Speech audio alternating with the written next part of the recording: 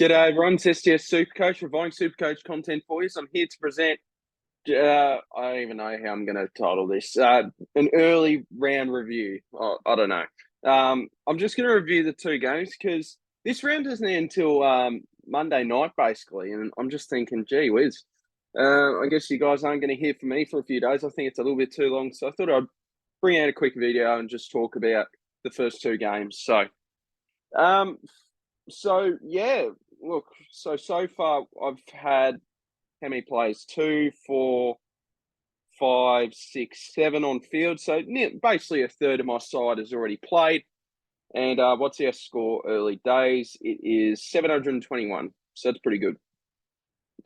It's all right. Like, I think it's a solid start so far for the round.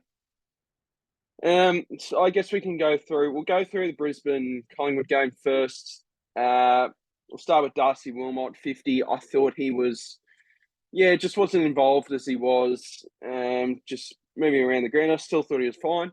And I made the big decision to not take that because I have Constable as my loophole. I thought I'd go with Lockie Cowan and see how he goes. And he scored a 51 3 weeks in a row. So that's all right. He's going to be, what is that? Yeah, his break even is negative 16. So yeah, I'm fine. I mean, 51, I was hoping for a little bit more just because this is the risk, but it's basically, it's break even. So broken even with Wilmot or Cowan. If you decided to keep Wilmot on field over Cowan, then it's really not that big of a deal. I thought I'd go with Cowan, 51. Yeah, that's all right. Connor McKenna was really good, taking kick-outs, all that sort of stuff. Daniel Rich should be back next week, though, so I'm not sure how much that's going to keep up those type of scores, but we're hoping for like a 75 average potentially, or a 70 average with McKenna. It's been a really good rookie for us. We'll save Nick Dacos. Josh Dunkley, 84. Yeah, I think it's just Brisbane's midfielders are just sort of just affecting each other in terms of scoring. Like we've seen Lockie Neal drop in score, and we've seen Josh Dunkley drop in score as well in terms of average. So, I mean, it's fine because Dunkley, he's still going to be up there as one of the best forwards for this season.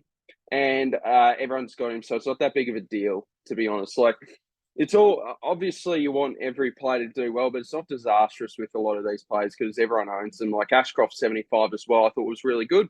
I really liked his game, so nothing wrong with that. But everyone owns Ashcroft. Everyone owns Dunkley. Everyone has McKenna on field. You know, that sort of thing. And now everyone owns Nick Dacos, 151. He's just amazing to watch. He's copped a little bit of criticism, but I just love the way he goes about it. And there is a very good chance that he is the best defender in the competition for SuperCoach this season. 151. Bloody wish I put the VC on him, but I just saw Laird and Bontempelli as better options, but I guess we'll see. One thing to keep in mind, if you're not confident with the C on Dacos, I mean, you might be now, but Collingwood don't play early in the round till round, where is it? I think it's round 12. Round 12 is the next fixture because every other game it's like Tuesday and Sundays. Like Collingwood are just Sunday merchants from here on in. So if you want to go with Dacos, you got to put the captaincy on him. And to be fair, I guess you shouldn't misjudge yourself discourage yourself on doing it. So 151, Dacos was amazing. He was just kicking the ball out, getting his own ball. I mean, just getting handball receives, just kicking it long each time. This could have been like a 180 score if he made a couple of those set shots on goal that he probably should have got. He missed a couple of easy ones.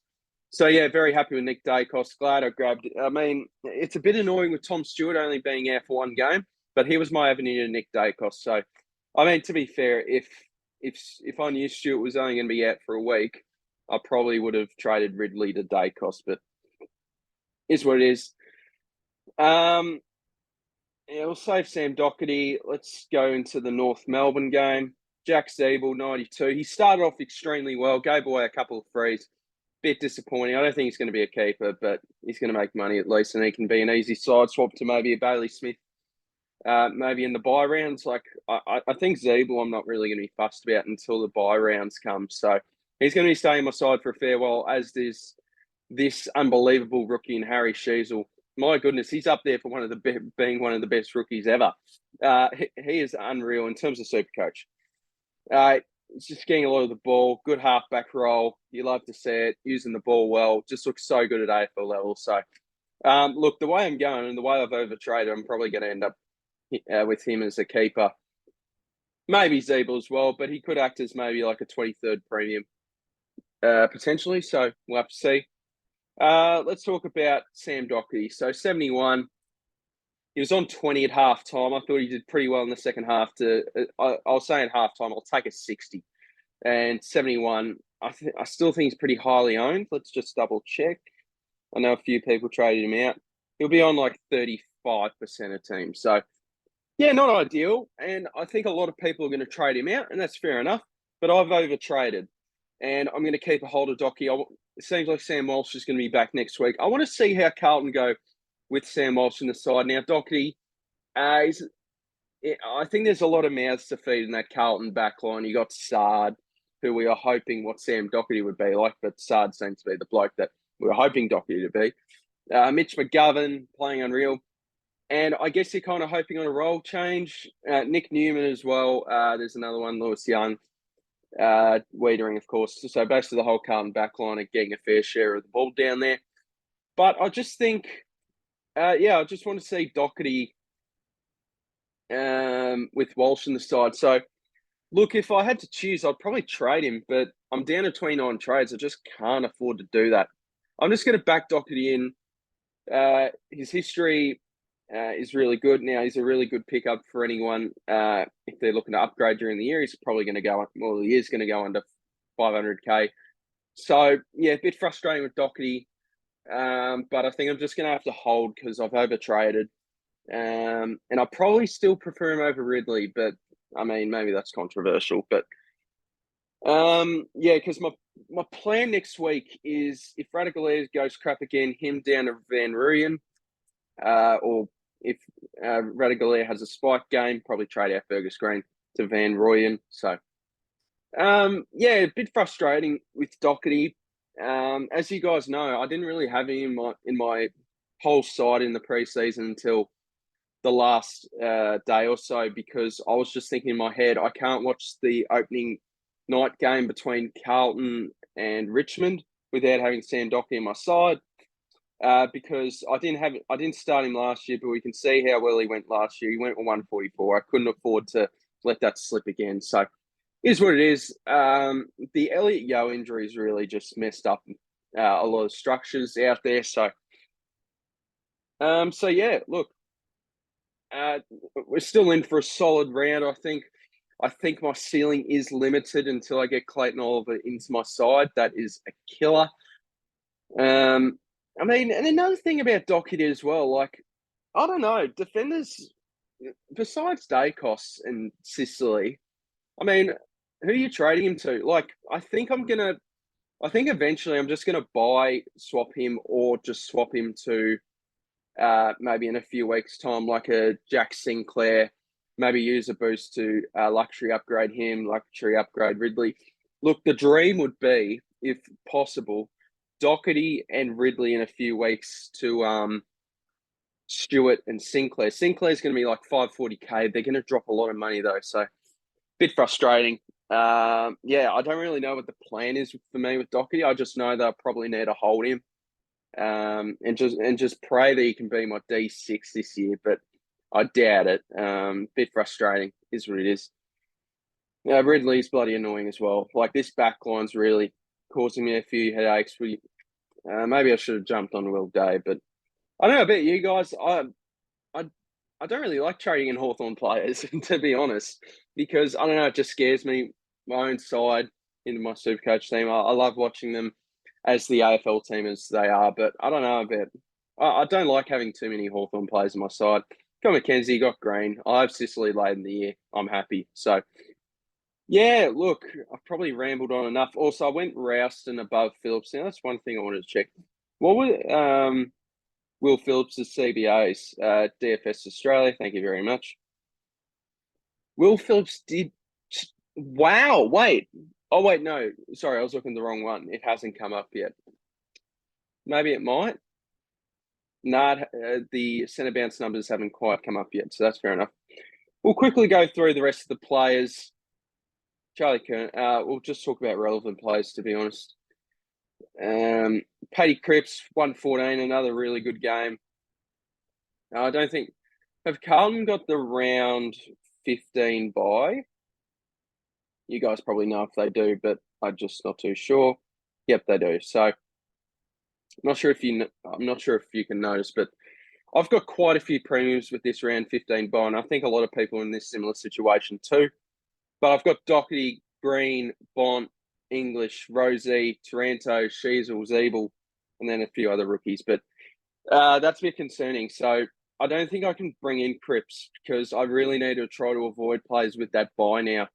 So Cripps is, yeah, I don't think he's going to be a killer, not having him on my side, but I think he's going to be a good option, and he should get down to maybe 580 1 point this year.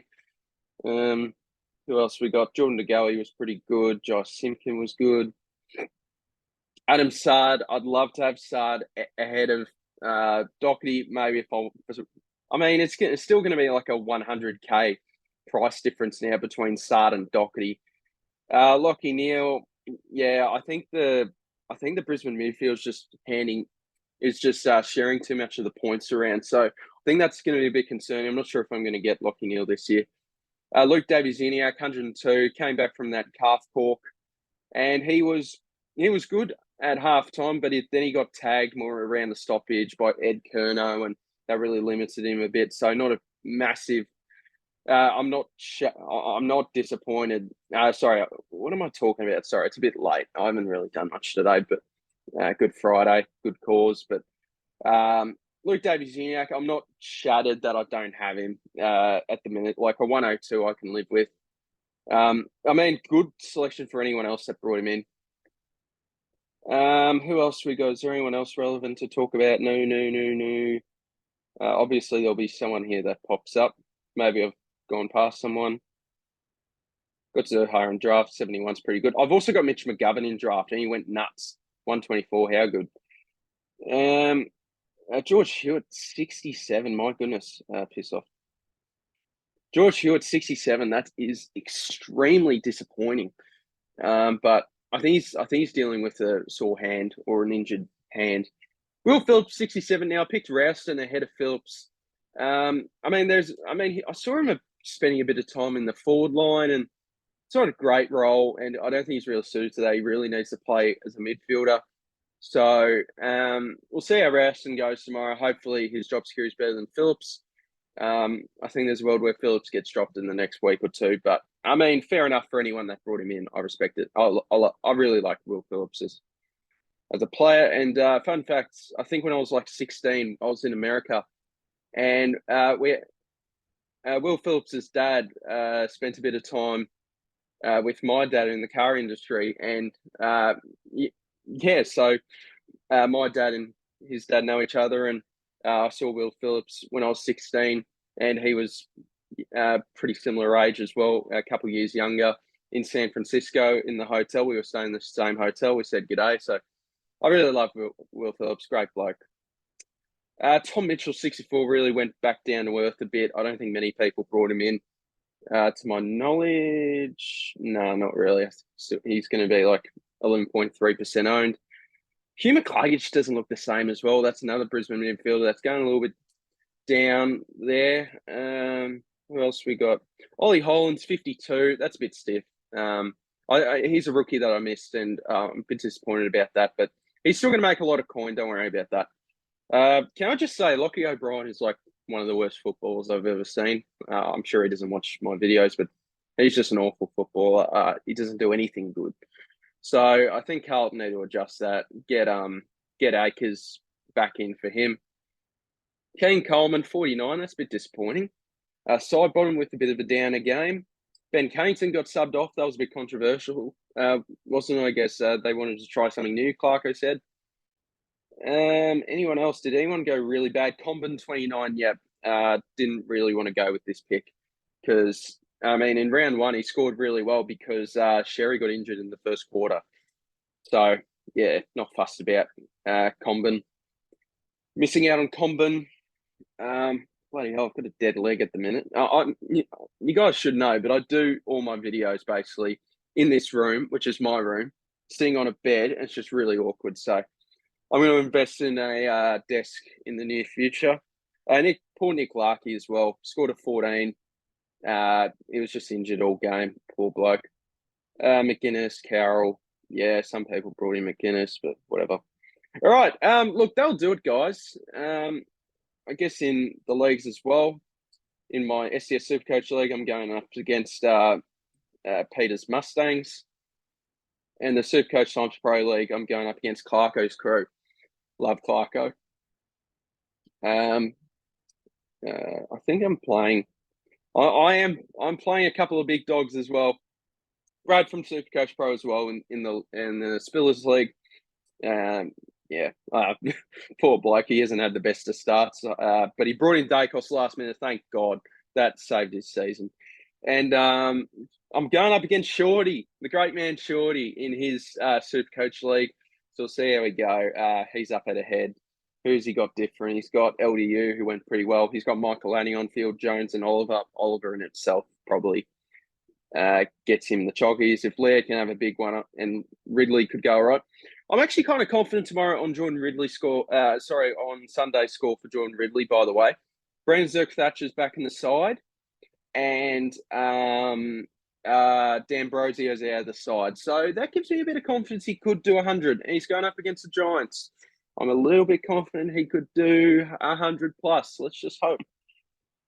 Wait, does he not have Chandler? Oh, Shorty, you don't have Chandler. Nah, I really love Shorty. He was. I did a goal kicking challenge on Shorty's channel with SuperCoach Pro as well. That's how we actually met down in Geelong. So that was always good fun. Yeah, I'll leave it there, guys. I'm really rambling on here. So thank you guys very much for watching. Hopefully you guys have had good starts to the round. I'll see you in the next video. Like and subscribe if you haven't already. Cheers.